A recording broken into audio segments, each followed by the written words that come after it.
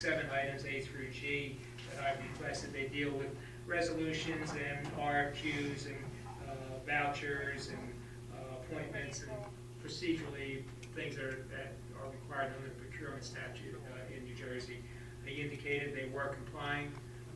He was gathering up the information and he would be sending them direct to my office for presentment to council. So you ask questions, just sort of general procedures, not specific instances, or just generally the procedures? Well, initially I asked for a copy of the initial resolution of appointment pursuant to the procurement statutes, and I cited them. Copy of billings and vouchers from Mr. Zangi and strategic management related to the initial appointment. I asked him for a copy of the RFQ for computer software consultant. I understand they also followed up with a search for a consultant. I asked that he provide copies of the response to the RFP. I asked for a copy of the letter transmittal or email transmittal to GTMUA board members and or GTMUA administrative personnel from the responding bidder, if there's been any communication from the responding bidder to the individuals. I asked for a copy of the resolution of appointment of Mr. Zangi and or strategic data management pursuant to the RFP, copy of billings, invoices, vouchers for payment to Mr. Zangi or strategic, and copy of progress reports and completion report filed by Mr. Zangi or strategic management solutions. So you haven't been provided that yet? I have not received it. Verbally received a response that they're in compliance with everything? No, I received the response that he was gathering up all that information, the responses, the vouchers, the billings, resolutions, the appointments, and he will be forwarding them direct to me.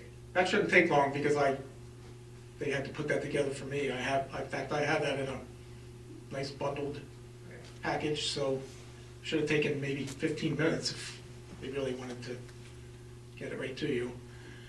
So they haven't said that they're in compliance. I thought one of the things you said initially was verbally you had a response that the processes were in compliance. No, I said he would comply with my request. Oh, okay. I misstated that that's what I meant. He contacted me after he received it, after I communicated with him also, that he has my transmittal and that he will comply with my request. Okay. I attended the reorg meeting and saw everything that happened. Saw when Mr. Long was reappointed. I saw the pats on the backs and the handshakes and the hugs. So I don't know how valid I would consider this investigation, given that. And if you want to take it further, I think someone who really sees it from a distance, like myself, but pays attention to everything, doesn't even see too much a difference between this body and the GTMUA board.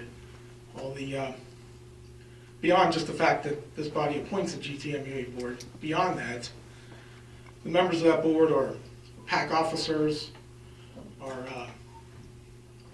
recipients of PAC money, and connected in other ways that are very tangible and can't be denied. So someone like me has a hard time seeing this body, that board, our solicitor, and the board, and the GTMUA solicitor as separate entities in a real sense. In a technical sense, in a legal sense, I see that. I mean, you're going to say that's the case, but someone who observes all the connections, all the money, follow the money trail, it's hard for someone like me to even separate this body from that body, this solicitor from that solicitor, and accomplish what I would call a meaningful investigation. Before you, with all due respect, yes, before you cast that inference to me personally or this governing body, you brought a request at last meeting. Council President and council members gave me a direction. I will do my job. I will receive information and I will review it and analyze it, and wherever that leads me will be my comments to this governing body. So before you pass judgment on my integrity or integrity of this body, I will do my job and review the documentation and any other documents that I deem necessary after I get this package. You might have the package, but I don't. If you've been given a time frame and expect to receive this package, I could send it to you when I get home, if you want it sooner than later. If you don't want to wait any longer for the solicitor or our board to. Whatever you have, I will welcome to review. You can deliver it to the clerk's office. I'll retrieve it from the clerk's office. I would anticipate from my communication with Mr. Long that I should have it this week. Okay. All right, thank you. Thank you, Pete. Ray?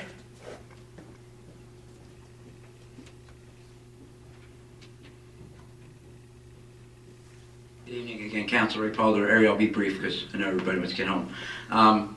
First question is probably from the way back. Some time ago, before council, we had a discussion with the engineering firm. There were some improvements to be done with Lake Renee, and that went by the wayside. Unfortunately, it was the DEP, it seems it was the DEP that halted the work at Lake Renee. Since then, I've been trying to get some answers from the DEP regarding what exactly this was. It was a gentleman that was handling lakes and waterways. There was another lady that they passed it off to. They wouldn't give me her name. It was a leave of absence. I don't know how long a leave of absence lasts for, but I think we're going on about a year. I was wondering if maybe the township could utilize the services of Remington Furnick to find out what was it that the DEP shut down the project. I guess it was the rear dredging of where all the silt was building up back there for flow of Lake Renee. Because if you recall, there was a woman that had been diagnosed with Legionnaire's disease at I think the northern end of the lake, and the Legionella levels were being checked in that Lake Renee for that reason. Not saying that there was an association between the woman's contraction of Legionnaires or not, but so far we have not gotten anything back from the DEP or answers from the DEP, or as I spoke with Mr. Cantwell on this, that was the reason for it. But the DEP just has not really given any information specifically why that work was not done, other than the fact that it didn't pass the muster. Do you have an update on that? As of quite I know you've been watching from the outside here, right? The DEP could not give the township any assurances regarding the Legionella bacteria in the lake, whether or not it could cause an issue with anybody, whether or not it could be done without. They simply wouldn't address that issue.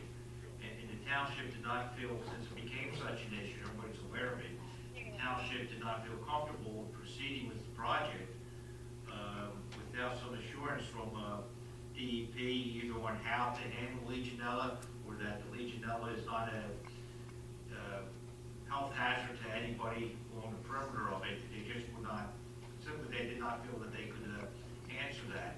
And so that's why the project stopped, because nobody could deal or come to a conclusion on how to deal with the Legionella, which, as you know, became a big issue with that lake at one time, and that essentially what killed it. Okay, well, that being the case, with work in other lakes within the township, Blackwood Lake or what have you, most lakes will contain some levels of Legionella. It was just to say that Lake Renee had a high amount of Legionella that other lakes did not. Again, the DEP is not very forthcoming with the information coming back. Can we ask the DEP for what is... We're going to have a thaw, and the water's going to begin the spores will begin to blossom in that lake, and the neighbors' concerns about Lake Renee once again are going to go with no answers. Is there a way we can give the residents of the lake the answers as to why it was shut down, and are the levels too high? Because they don't know anything, and most have been calling for well over a year, for just about a year. Sounds to me like we were going to do a project, and correct me if I'm wrong, we were going to do a project, and there became a lot of concern about Legionella in this particular lake, expressed by a resident, yourself, and other people. Well, absent someone telling us that there isn't going to be a problem, the township says, do anything. Other projects with other lakes, there's never been any expression from the public about the similar concerns that you've expressed. So I think that's your answer, right? So what's the level of Legionella in the lake? No, the answer is, They raised a concern. that's The it. concerns were answered, the project got shut down. Well, no, you used that. The concerns were not answered. There was no expression from the DPA, or the DEP, I'm sorry, DEP, that, I mean, they're not gonna go on the hook and say, there's no problem. So, we couldn't get any assurances. After several attempts to get that. So, Ray, that's it. Had the people on Lake Renee never said a word, had you never said a word, the project gets done. That's the way I'm interpreting the situation. The difference between any other lake in the township is there's no one else that we know of on Blackwood Lake or any other lakes in the area that had someone that contracted Legionnaire's disease. So maybe your concerns, maybe their concerns had some validity. Who knows? We don't know. Well, to be honest with you, there has never been a correlation between the lake and this lady contracting Legionnaires. Says who? Has there? Says who? I'm asking you. That's the answer that the people are looking for. That's the answer that we'd like either Remington or Byrne or DEP to respond to the people of Lake Renee. So at this point, we do not have an answer, so at this Exactly. point, the best thing is not to disturb the lake, to cause the droplets to get into the air, which is how you get Legionnaires. Right.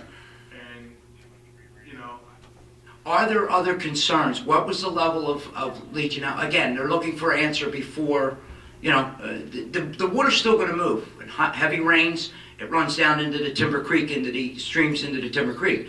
Is there a concern that people should, all they're looking for is an answer. What's the levels, and is that the reason it got shut down? Your expression of the concern is what shut it down. That's what it sounds like to me. I could be wrong. well, the fact that there's no one stepping up from DEP, making a statement saying, you don't have to worry about it. There's so many parts per million, or Thank you. however they do it. That's about and right. They haven't done that, and they haven't told us that it's safe. So we haven't. Now, usually when there's a thaw, and I'm not an infectious disease expert, but usually when there's a thaw and you have excessive fluid, that dilutes the parts per million, and usually that becomes a better situation. But I can't sit here and say that's what happens here, or even if that is an issue. We don't And have it that. takes time as the water's warm and the growth comes from within. It's just about an answer. Okay, so the project won't happen. That's one thing. But what was the answer? What was the findings of the DEP? The people of the lake, and I'm one of them. Did they do any? I'm not aware of anybody doing an actual sampling, or DEP doing a sampling of the lake to determine the part per million of Legionella bacteria. My understanding is that the DEP had tested there. That's what they had said back a year ago. Can you find out? I'll try to find out, yes. And I would ask that we get that answer as soon as possible, if not by the workshop, what you find out or don't find out. DEP doesn't know that. Okay, then that's fine, John. I'm probably asking. Can attest to that. too much here, But if you can get to us one way or the other, as soon as you get an answer. Okay. But, I would reach back out to them so we have something to work with. Thank you. The other question is the stalemate between our governing body and the Gloucester Township School for the protection with the police department, the amount that they were subjected to and the amount that they paid. Has there been a resolution to that?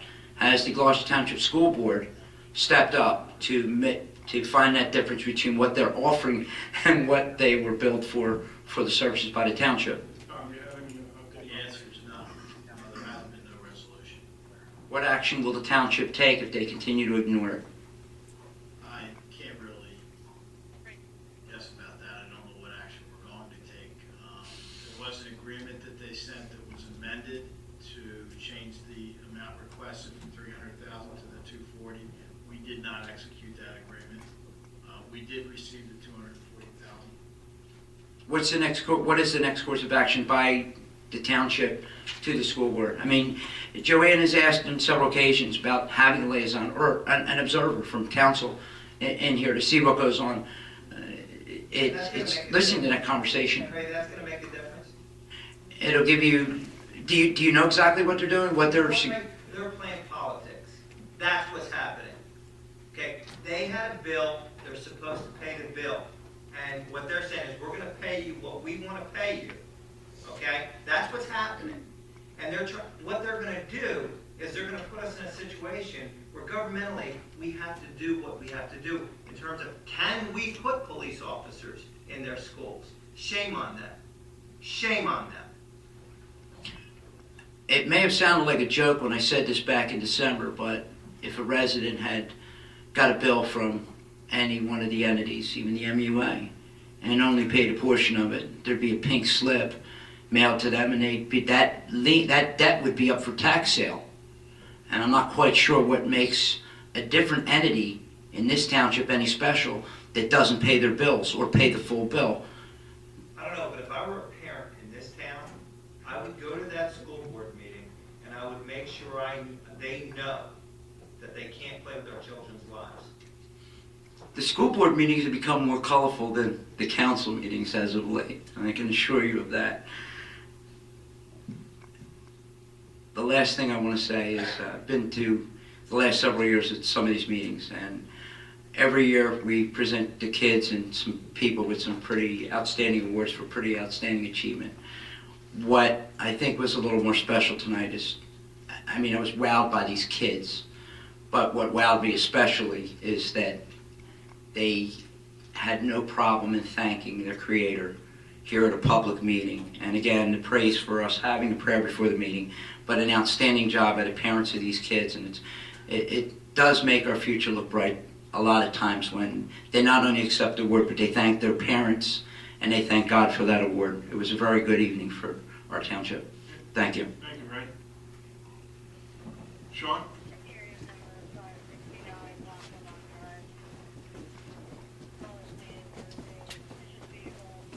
Sean Grannon, President of Gloucester Township Superior Officers Association. I'd just like to take a moment to thank you for approving the resolutions, executing our agreements. A lot of towns and a lot of police departments don't enjoy the same support that the Gloucester Township Police does from their elected leaders. We do our best to make sure that the citizens of the township are protected, and I know that Mr. Cardis and the mayor do their best to make sure that the funds of the taxpayers are protected as well.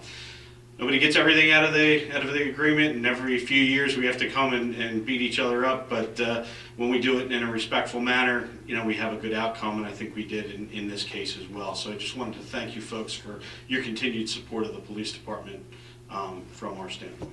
Thank you. Sean, we have the easy job. You guys have the tough job, so we thank you and your members for your service to us. Thank you. Anyone else? Seeing no other hands? Laura? You're 2 inches away from getting. Laura Power, Blackwood. I just wanted to come up and publicly thank the chief, the police department. We, as you all know, we had a pretty serious incident, and it was a crisis situation for the seniors at the campus. And reflecting back, I can't even fathom how phenomenal the police department was in evacuating and complex people, in wheelchairs and facilitating all day and all evening long. They went above and beyond anything that we could comprehend as their job. And reflecting into emergency situations and always being afraid and saying, I'm glad that doesn't happen to me, and then it does. I'm sure glad we have Gloucester Township Police Department and fire and emergency management and the support system that we have around the surrounding communities that came, the canteens. It was really heart-wrenching, and I just thank you. And please pass that to your officers. Thank you. Thank you.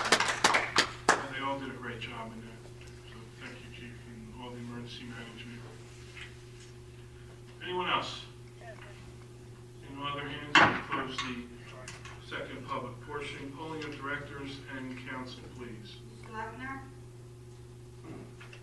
I'd just like to also state that for that event, my department was also there most of the day. And the chief would vouch for that. Jim Gallagher particularly went with all the contractors, was instrumental in making sure the water was properly. Just wanted to recognize my department for their role. And please thank him for us too, Ken. Thank you very much. Chief Earl? Nothing to report, thank you. Parliament? Nothing to report. Artis? I just want to commend the Public Works Department. I think they did an excellent job with the recent snowstorm and the past couple that we've experienced. Hutchinson?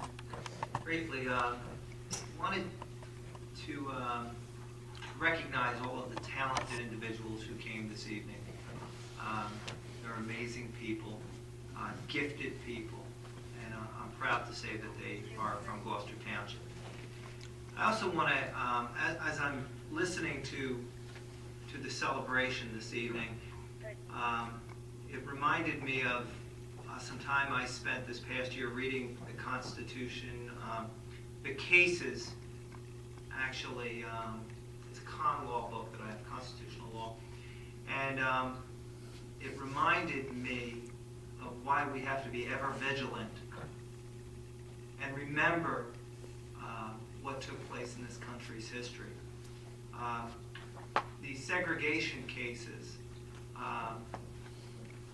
we try to segregate the white youth from the African American youth.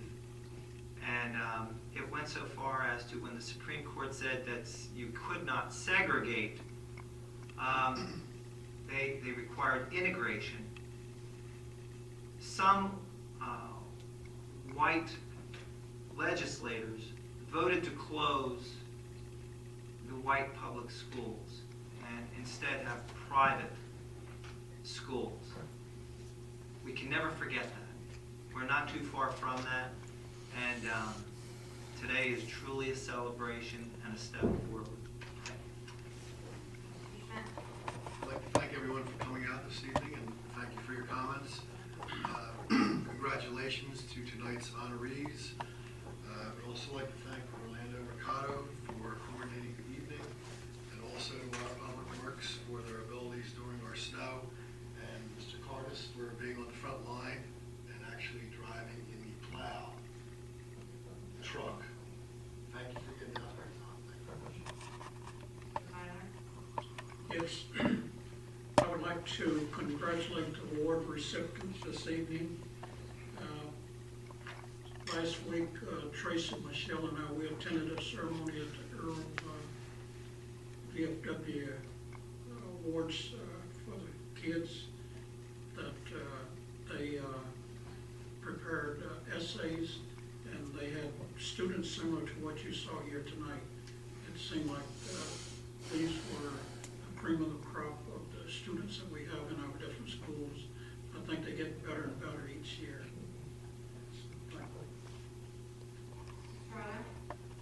I would also like to congratulate the award recipients this evening, and as Sam said last week, for the services that we attended.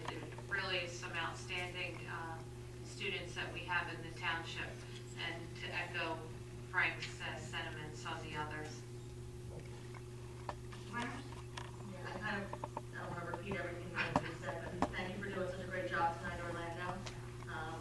It is nice to see all the students in the township that are stepping up and just shining. To know they're coming from our neighborhood is just an amazing thing to see where they're going to go in their future, both tonight and the other evening, see another award ceremony. So thank you, be safe and be warm. I want to thank everyone for coming out this evening.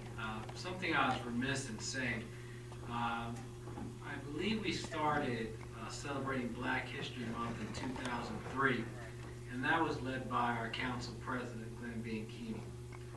And we've continued having these award ceremonies to also honor women in our town, and also Latinos during Hispanic Heritage Month. And I think when we listen to the stories that, of the individuals that are honored here, one thing I wrote down and I didn't say is that regardless of where we come from or how we look, we all want the same things. We all want the same things. Good education, our children to thrive, a roof over our head, opportunities. And that's something I think that was prevalent tonight in the theme of everyone's acceptance remarks. So thank you for coming out this evening. Next month we have Women's History Month, so if you have any nominations, get them in by the 12th of March. Thank you. Yeah, I'd like to thank all the residents for attending tonight's meeting. Thank you to Orlando for his coordination, continued coordination of these programs, and it's very, very important to our township. It's proud moments that we can recognize great individuals of our township. Each year it just keeps amazing me on how these young individuals are striving. The young man who thanked his aunt because he lost his parents was just an amazing thing. And you could see that there were struggles at times, but he was appreciative of her staying on him. You know, family is important, and we all have family, and we all have had our struggles in life, but to give the service that our schools have given, our township, our police and their community policing, our emergency folks, it's just tremendous, and it's great that we have that here in our township. So I want to commend everybody on council for continuing this tradition, and I think it's something that we continue to be very proud of. With that, I ask for a motion to adjourn. All those in favor? All those against? All right,